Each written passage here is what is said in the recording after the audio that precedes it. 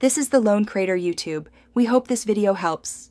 In this video, I will show you how to make coffee art. First, ensure your espresso is perfectly brewed with a rich, reddish-brown crema, which is essential for contrast.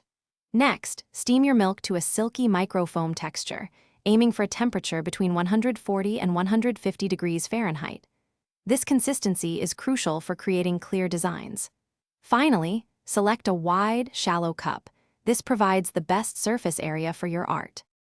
Once your espresso and milk are ready, begin by pouring the milk slowly from a height of about 5 to 10 centimeters into the center of the cup. This initial pour helps to set the crema, creating a stable canvas. As the cup fills to about 2/3, gradually lower your pitcher, bringing the spout very close to the surface of the coffee.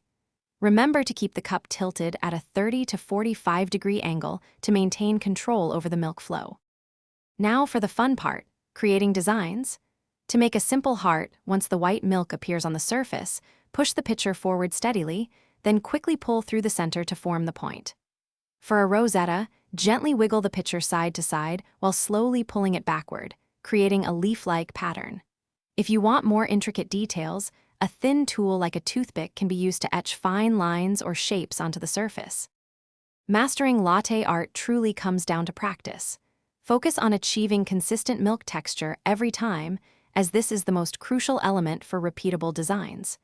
Don't be afraid to experiment with various cup sizes and espresso volumes to see how they affect your pouring. Remember to check the description below for a link to the Echo Dot and other great deals. Keep practicing, and you'll be pouring beautiful coffee art in no time. Thanks for watching. Consider subscribing if we helped you.